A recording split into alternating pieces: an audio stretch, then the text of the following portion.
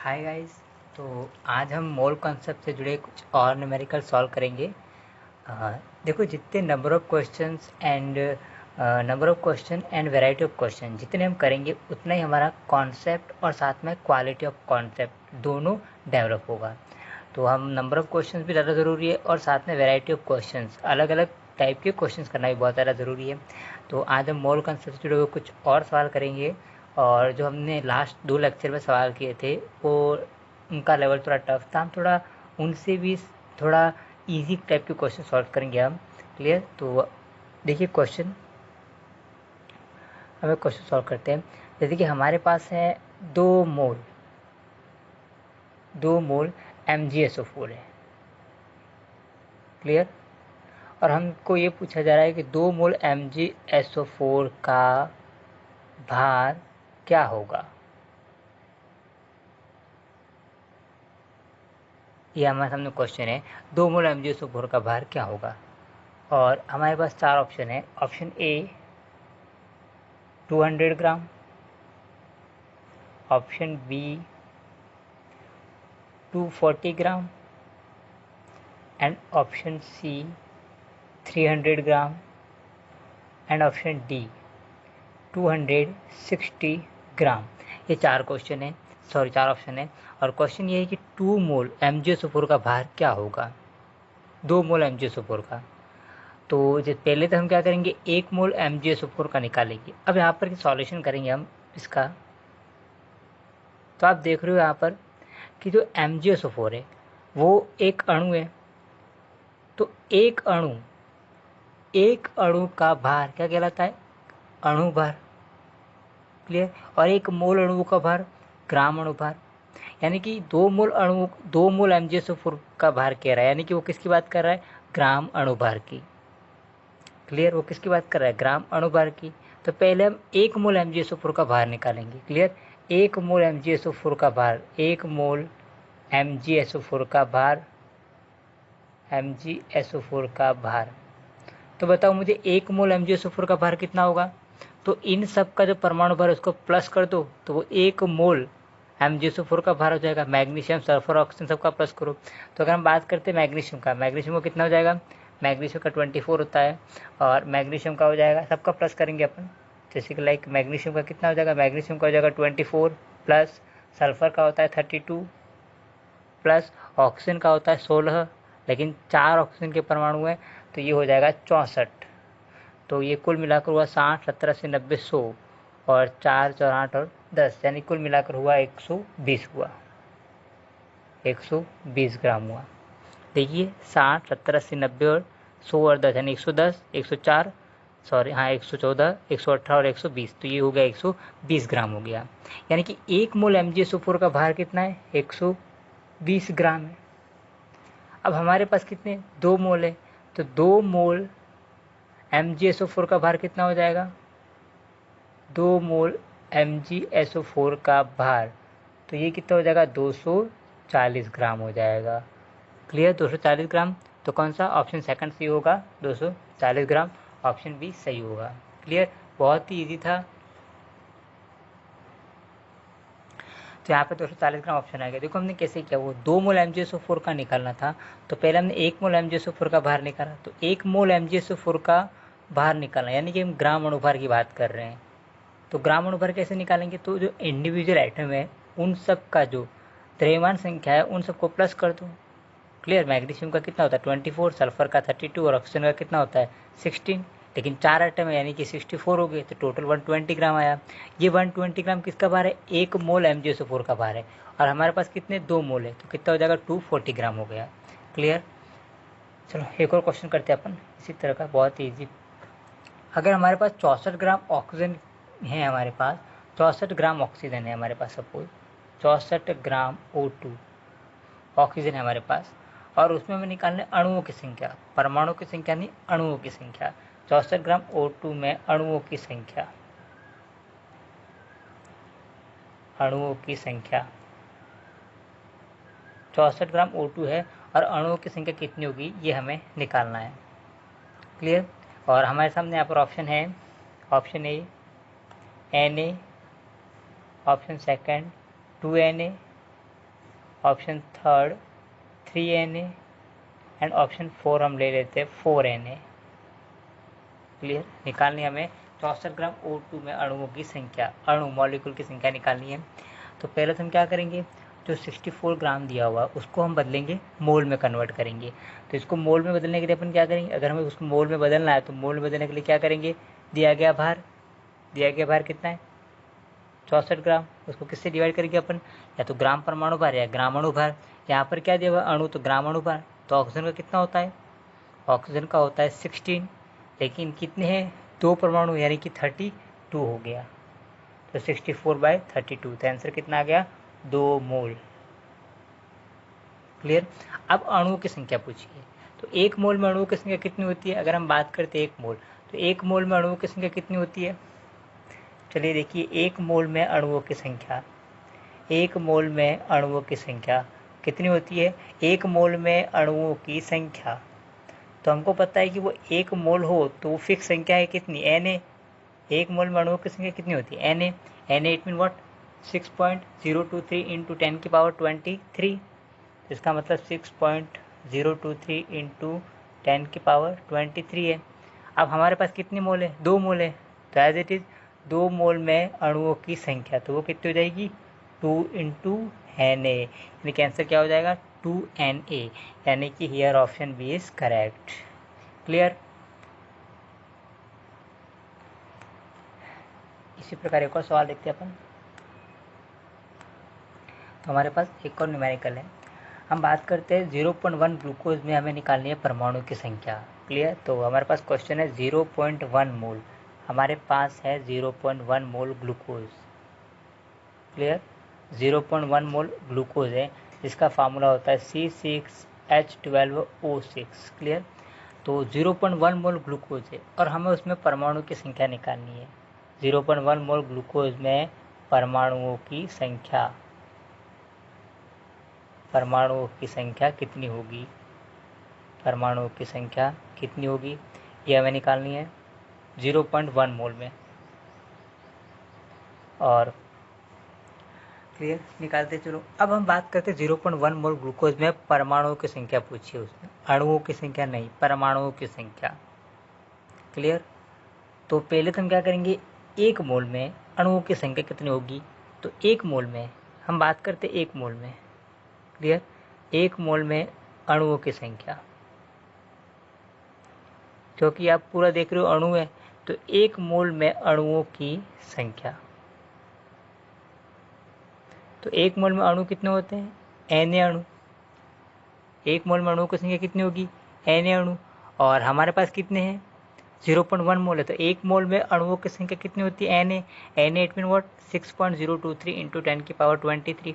तो 1 मोल में अणुओं की संख्या कितनी है, Na, और हमारे पास कितने हैं, 0.1 मोल है, तो 0.1 मोल में 0.1 मोल में अणुओं की संख्या कितनी हो जाएगी, 0.1 मोल में अणुओं की संख्या,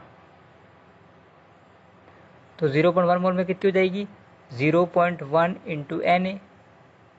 क्लियर, ये हमने अणुओं की संख्या निकाली है ग्लूकोज की।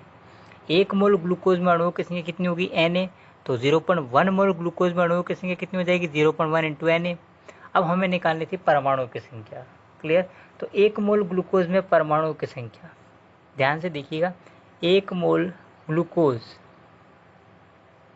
में परमाणुओं की संख्या, 1 मोल ग्लूकोज में परमाणुओं की संख्या।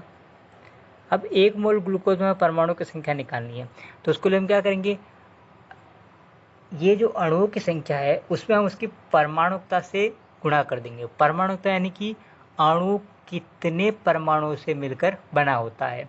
हम बात करते हैं अगर परमाणुकता की, परमाणुकता यानी कि हम बात कर सकते हैं परमाणुओं की संख्या, परमाणुकता यानी कि परमाणुओं की संख्या किसमें, अणु में, परमाणु की संख्या अणु में, यानी कि एक अणु को बनने में उसके कितने परमाणु का योगदान है, उसको हम कहते हैं परमाणुकता।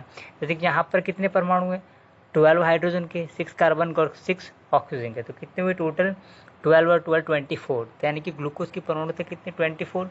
तो 1 मोल ग्लूकोज में परमाणु की संख्या निकालनी अपने को, तो कितनी हो जाएगी, 24 इंटू Na, 24 इंटू Na। लेकिन हमारे पास ग्लूकोज के कितने मोल है? 0.1 मोल है, यानी कि 0.1 मोल ग्लूकोज में 0.1 मोल ग्लूकोज में परमाणुओं की संख्या। तो उसके लिए अपन क्या करेंगे? 0.1 multiply by 24 into Na। Clear? तो Na का वैल्यू कितना है? 6.023 इंटू 10⁻23। तो ये आ गई हमारे पास 0.1 मोल ग्लूकोज में उपस्थित परमाणुओं की संख्या। क्लियर?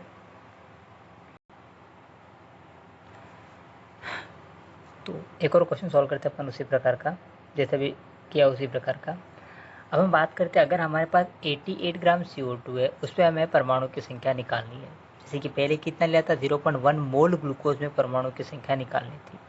अब हमें मास दिया हुआ है CO2 का 88 ग्राम, मतलब CO2 का भार दिया हुआ है 88 ग्राम, और उसे परमाणु की संख्या कितनी होगी? यानी कि हमारे पास है 88 ग्राम CO2 और हमें निकालनी है परमाणु की संख्या।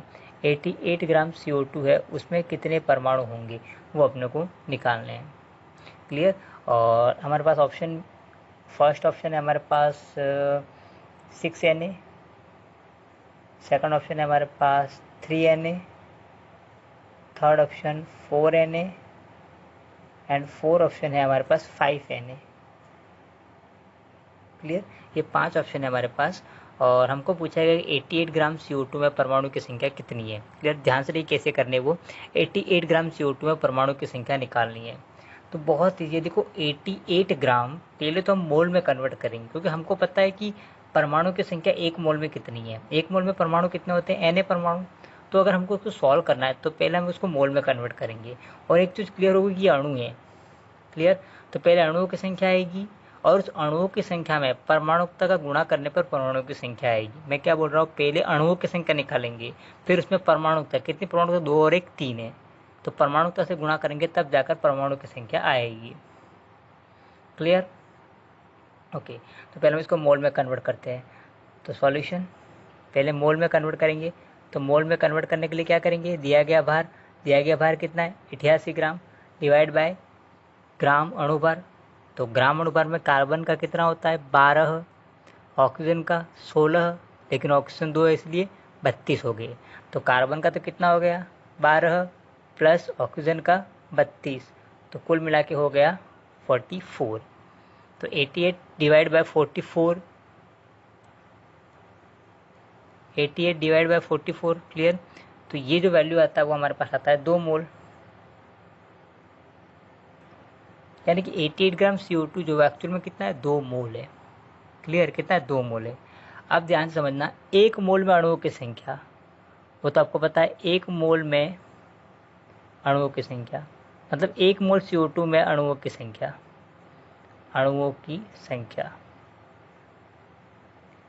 तो 1 मोल CO2 में अणुओं की संख्या कितनी होती है? Na, यानी कि कितनी? 6.023 इंटू 10⁻23, 1 मोल में अणुओं की संख्या। अब हमारे पास कितने? 2 मोल है, तो 2 मोल में अणुओं की संख्या, 2 मोल में अणुओं की संख्या, 2 मोल में अणुओं की संख्या। तो अगर हम 2 मोल में अणुओं की संख्या की बात करें तो कितनी हो जाएगी? 2Na। लेकिन हमें क्वेश्चन में क्या पूछा है? परमाणु की संख्या। तो मैंने क्या कहा था? पहले हम अणुओं की संख्या निकालेंगे और उस अणुओं की संख्या में परमाणुकता से गुणा कर देंगे। क्लियर? अब 2 मोल CO2 में परमाणु की संख्या निकालनी है। क्लियर ना? तो 2 इंटू 3, क्योंकि परमाणुकता कितनी है? 3 है, 2 और 1 3 परमाणुकता है, 2 तो ऑक्सीजन के परमाणु और 1 कार्बन का परमाणु। तो CO2 के एक अणु बनने में कितने परमाणु का इस्तेमाल हुआ है? 3 परमाणु का, यानी कि CO2 की परमाणुकता कितनी है? 3 हो गई। ठीक है, तो 2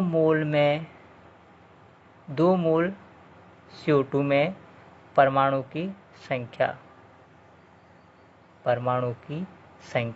तो 2 मोल CO2 परमाणु की संख्या निकालने के लिए क्या करेंगे अपन? जो अणुओं की संख्या है ये कितनी? 2 इंटू Na, उस अणुओं की संख्या में किसका गुणा करना है? परमाणुकता का। तो परमाणुकता कितनी है? 3 है, 2 ऑक्सीजन के परमाणु और 1 कार्बन का, तो परमाणुकता कितनी है? 3 है, तो 3 to the 6 इंटू Na, यानी कि आंसर क्या आ गया? 6 Na। यानी कि here option first is correct 6 Na। Clear. Now एक और क्वेश्चन देखते हैं अपन। अब हमारे पास जो क्वेश्चन है उसमें हमें यह है कि ऑक्सीजन के परमाणु की संख्या निकालनी, वो भी सर्वाधिक। क्लियर। तो हमारे पास 3 ऑप्शन है और हमें निकालनी है सर्वाधिक ऑक्सीजन के परमाणु की संख्या किस में है। ठीक है, सर्वाधिक क्वेश्चन ये है, सर्वाधिक ऑक्सीजन के परमाणु की संख्या किस में है।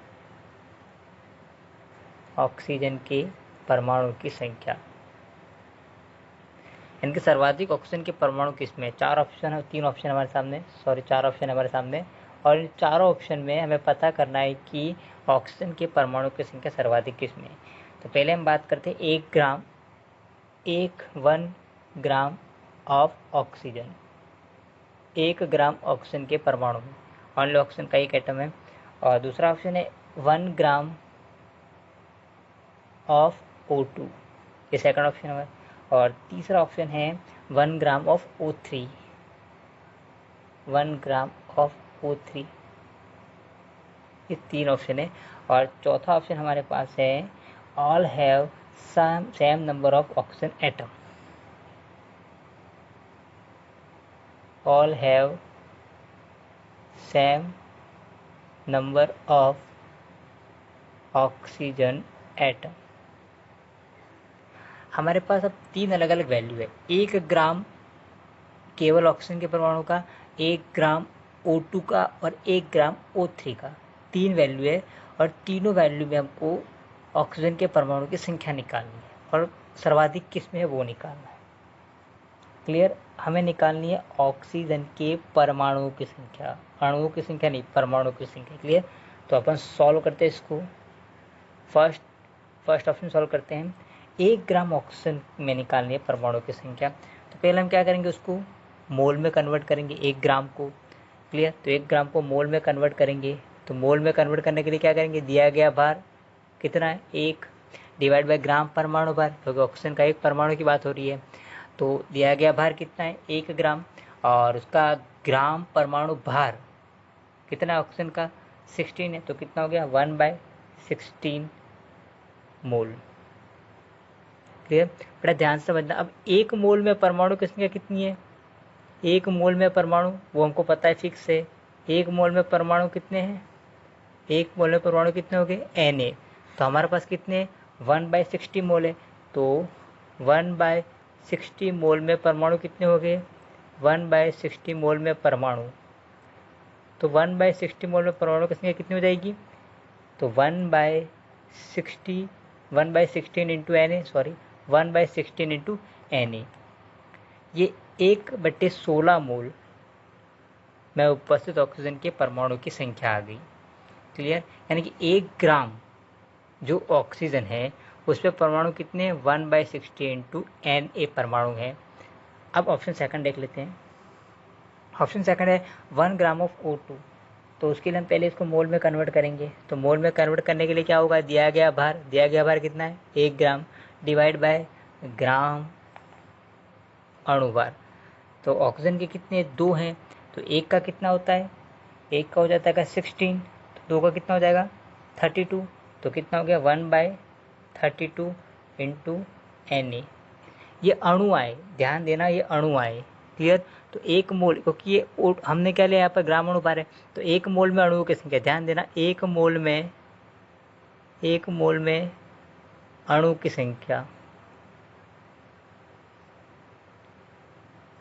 संख्या, तो इक्वल टू कितना आ गया Na। हमारे पास 1/32 मोल थे हमारे पास, इतने मोल थे हमारे पास। और 1 मोल में अणुओं की संख्या कितनी होती है Na। क्लियर। हमारे पास कितने 1/32 है, तो 1/32 मोल में अणुओं की संख्या,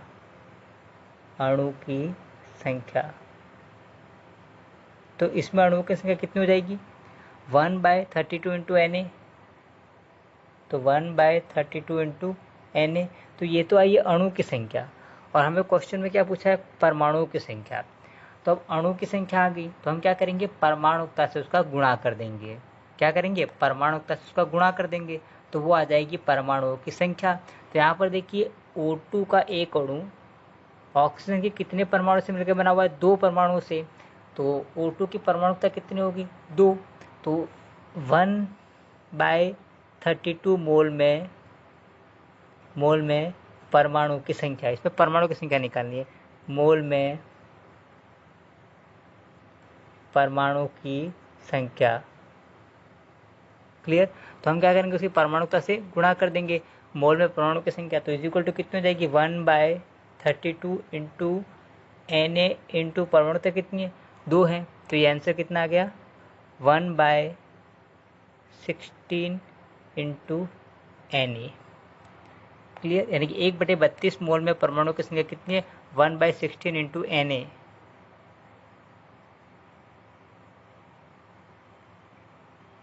अब हम बात करते हैं ऑप्शन थर्ड।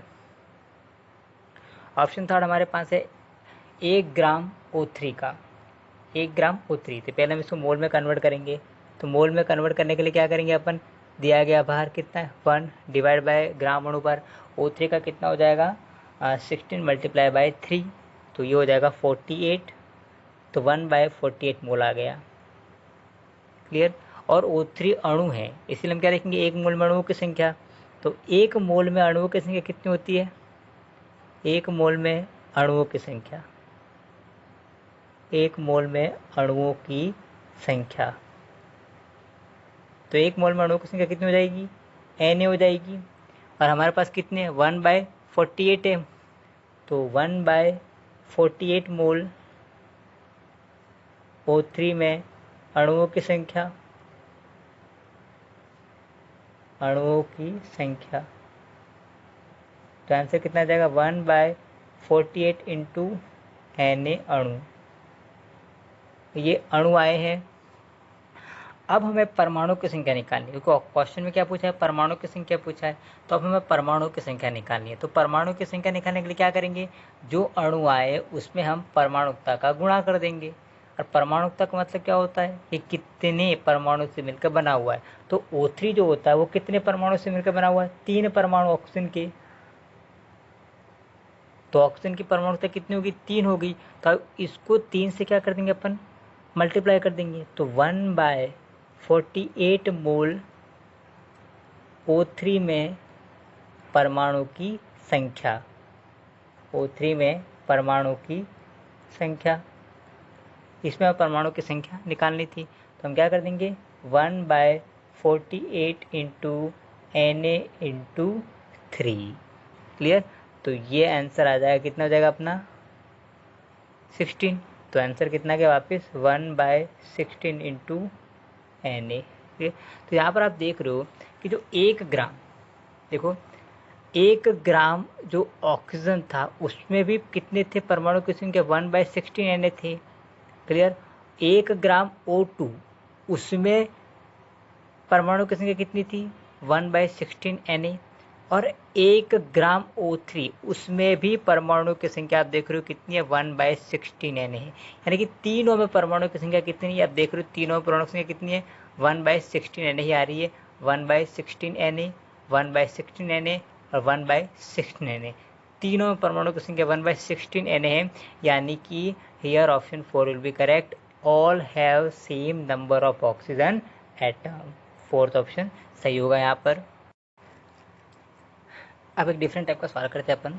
वो कुछ इस प्रकार है कि मानक ताप दाब पर, मानक ताप दाब पर, मानक ताप दाब पर सवाल यह है कि मानक ताप दाब पर 14 ग्राम किसी अज्ञात गैस द्वारा,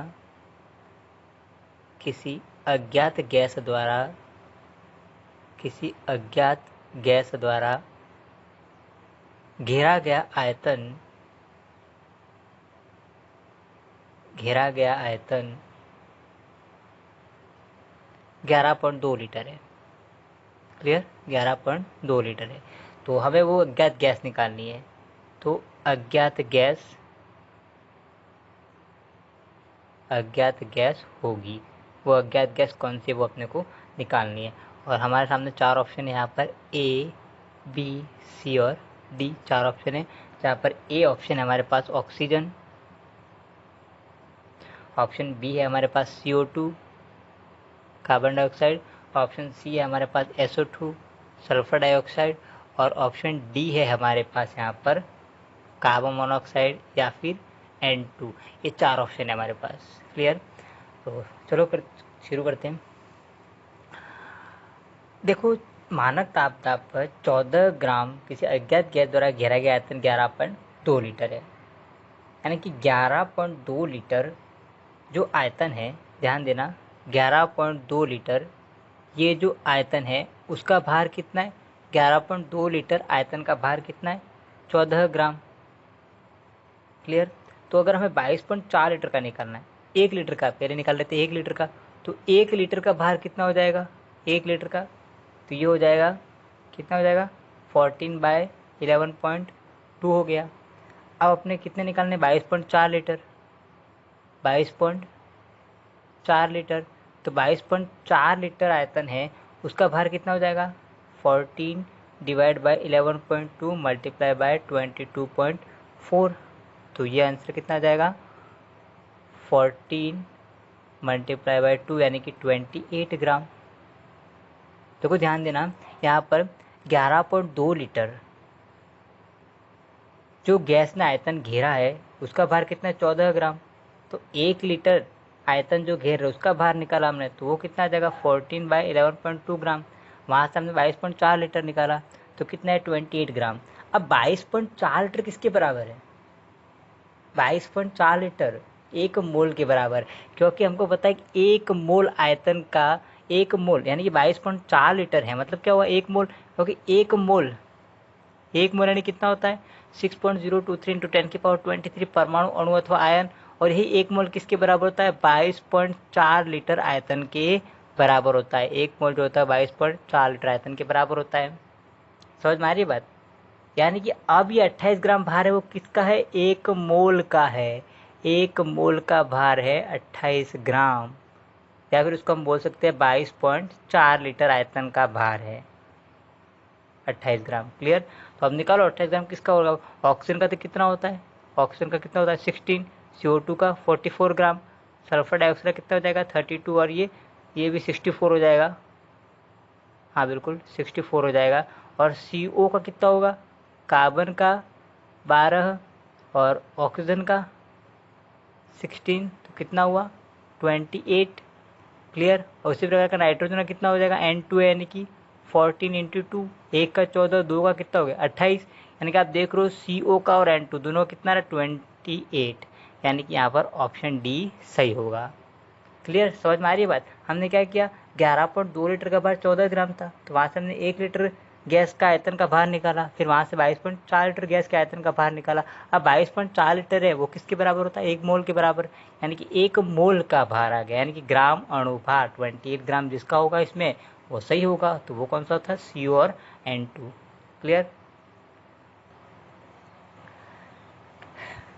देखिए अब एक और क्वेश्चन। अब ये जो क्वेश्चन है उसमें ये कहा जा रहा है कि सोडियम का वह भार ज्ञात करो। सोडियम का हमें भार ज्ञात करना है। क्लियर? तो हमारे पास क्वेश्चन इस प्रकार है कि सोडियम का, ध्यान देना, सोडियम का वह भार ज्ञात करो। वह भार ज्ञात करो, सोडियम का वह भार ज्ञात करो जिसमें परमाणुओं की संख्या बात हो रही है, जिसमें परमाणुओं की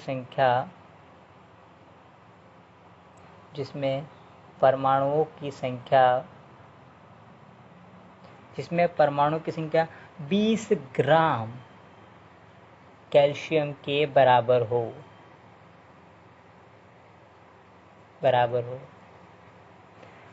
चलो ये केस सॉल्व करना। वो देखो बहुत ईजी है। हमें क्या करना है?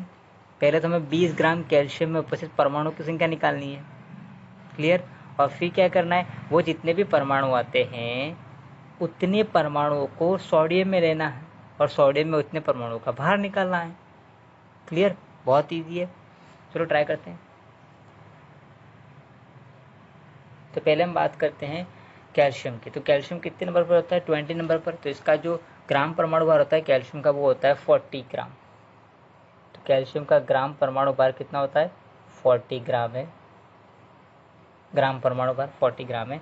और इसका एक परमाणु का भार है 40 AMU। एक परमाणु का भार 40 AMU। ये अच्छे से हम डिस्कस कर चुके हैं। अगर AMU यूनिट है इसका मतलब एक परमाणु का भार, और ग्राम यूनिट है यानी कि एक मोल परमाणु का भार, यानी कि 6.023 इंटू 10⁻23 परमाणुओं का भार। क्लियर।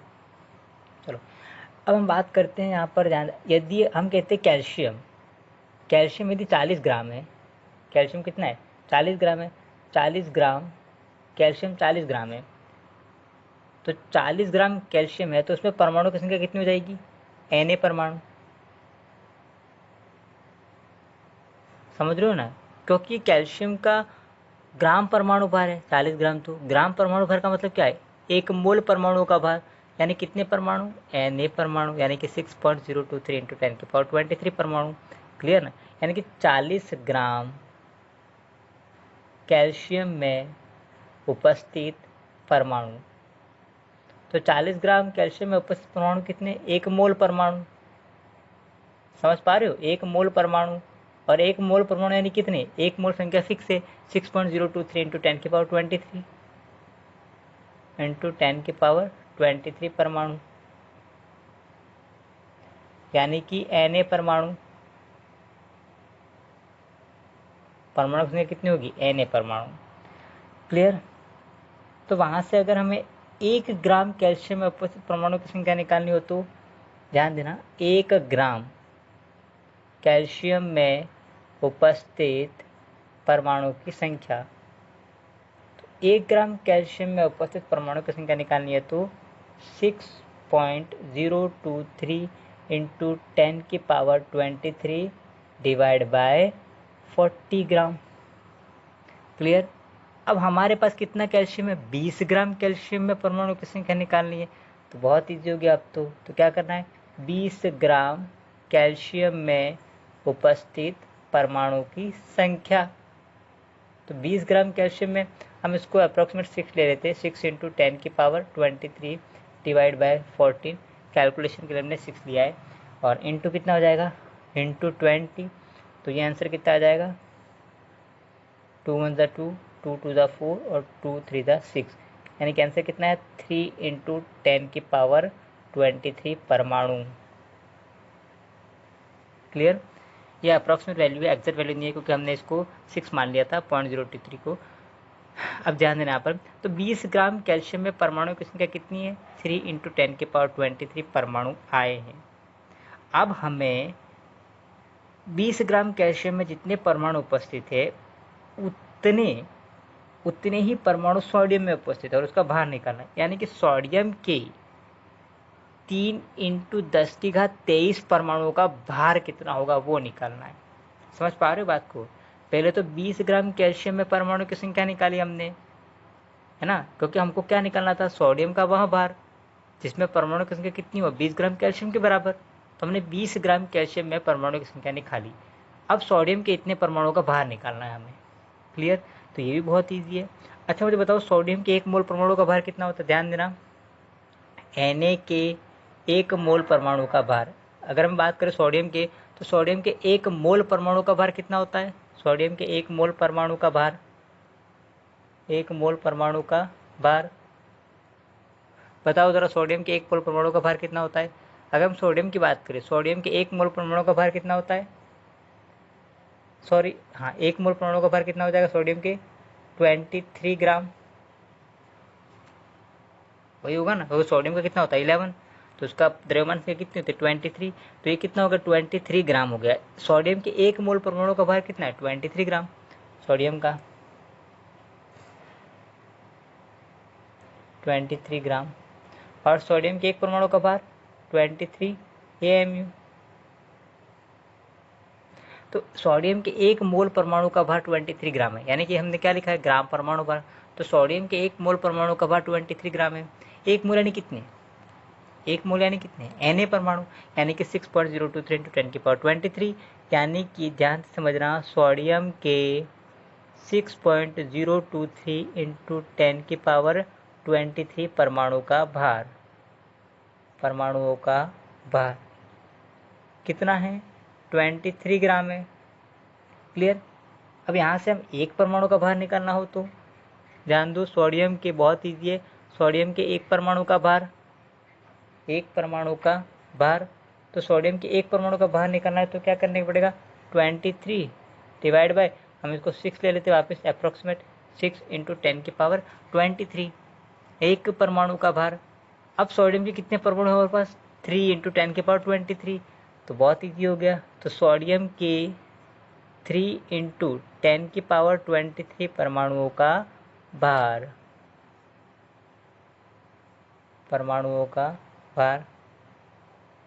ये पीछे ग्राम यूनिट आ जाएगा, तो ये परमाणु का भार कितना हो जाएगा, तो ये हो जाएगा 23 × 6 × 10⁻23 × 3 × 10⁻23, क्लियर। तो ये हो जाएगा 3 × 1 = 3, 3 × 2 = 6, और ये हो जाएगा इसका 11.5, और 10⁻23 कट गया तो आंसर आ गया 11.5 ग्राम, क्लियर। यानी कि सोडियम के 3 × 10⁻23 परमाणु का भार कितना है, 11.5 ग्राम, क्लियर। बात आगे समझ में। तो सोडियम का क्वेश्चन क्या था, सोडियम का वह भार ज्ञात करो जिसमें परमाणु की संख्या 20 ग्राम कैल्शियम के बराबर है। तो सोडियम का भार कितना है, 11.5 ग्राम। तो पहले हमने क्या किया, 20 ग्राम कैल्शियम में परमाणु की संख्या निकाली, तो कितनी आई, 3 × 10⁻23 परमाणु आई। फिर हमने क्या किया, सोडियम के 1 मोल परमाणु का भार हमको पता था 23 ग्राम, वहाँ से एक परमाणु का भार निकाला, और फिर इसके बाद 3 × 10⁻23 परमाणुओं का भार निकाला, जो कि आता है 11.5 ग्राम, क्लियर।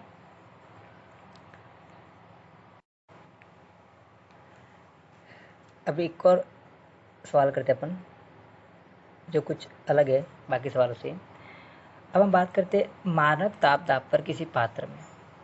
जैसे कि हमारे पास कोई पात्र है, हमने कोई पात्र लिया, तो जैसे कि ये पात्र हमारे पास है, तो इस पात्र में 160 ग्राम SO2 गैस उपस्थित है। कितनी, 160 ग्राम, 160 ग्राम SO2 गैस उपस्थित है इस पात्र में। इसके बाद अगर इसमें से अगर हम मैं बात कर रहा हूँ, इसमें से हम 1.2 × 10⁻24 इतने SO2 के अणु, ध्यान समझना, इतने SO2 के अणु हम निष्कासित कर लेते, यानी कि निकाल देते, निष्कासित कर दिया, इतने SO2 के अणु को हमने निष्कासित कर दिया।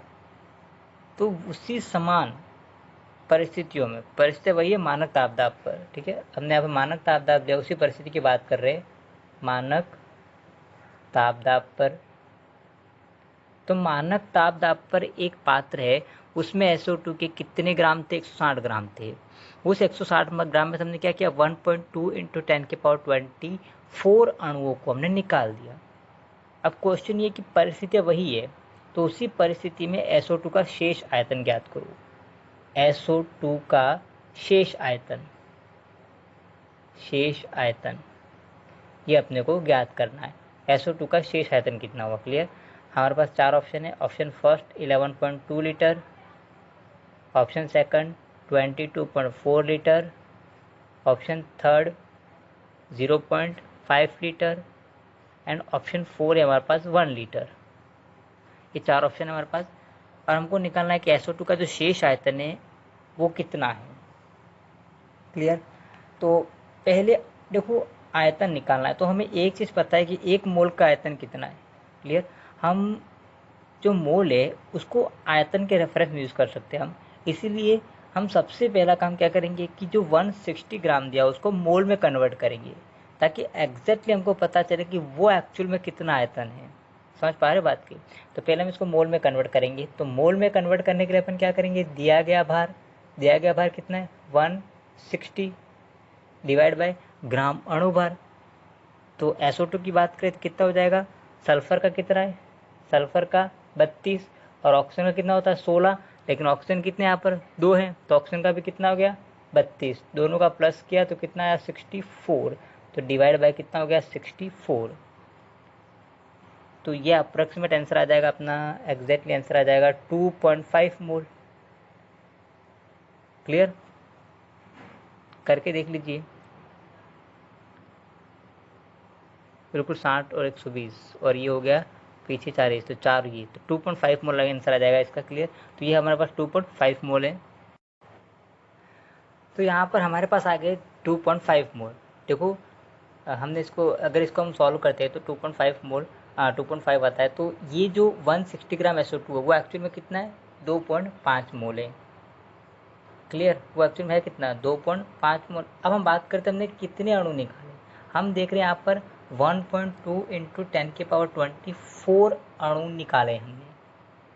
तो हम एक्चुअली उसको मोल में कन्वर्ट करते हैं। क्लियर। हमने अणु कितने निकाले, अणु जो निकाले, अणु निकाले, तो हम बात करते हैं जो हमने अणु निकाले वो कितने, 1.2 इंटू 10⁻24 अणु निकाले। अब हम इसको मोल में कन्वर्ट करते हैं। तो इसको मोल में कन्वर्ट करने के लिए क्या करेंगे अपन, इसी को मोल से डिवाइड कर दो। मोल में कितने अणु होते हैं, 6.023 इंटू 10⁻23। तो इसको उससे डिवाइड कर दो, 1.2 into 10⁻24 divide by upon exact 6 ले लेते हैं, अप्रोक्सीमेट 6 इंटू मैथ्स के लिए 10⁻23।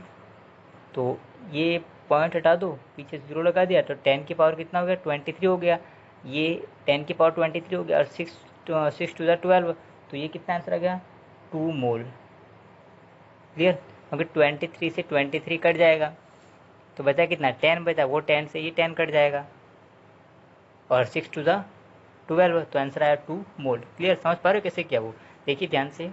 1.2 था तो 12 पॉइंट हटाया, 10⁻24 किया, डिवाइड बाय कितना किया, 60 इंटू 10⁻23। तो आप देख रहे हो ये जो इससे एक 0 काट दिया तो ये कितना हो जाएगा, 10⁻23। तो 10⁻23 से 10⁻23 कट गया और इधर कितना बचा, 6 टू द 12, तो आंसर कितना आ गया, 2 मोल। यानी कि हमने कितने कितने मोल निकाल दिए, 2 मोल निकाल दिए। एक्चुअल में कितने थे हमारे पास, 2.5 मोल। तो अब शेष मोल कितने बचे, शेष मोल, ध्यान देना, शेष मोल तो थे कितने हमारे पास एक्चुअल में, 2.5 मोल माइनस 2 मोल निकाल दिया हमने। तो बचे कितने हमारे पास जो बचते हैं वो है 0.5 मोल बचते हैं।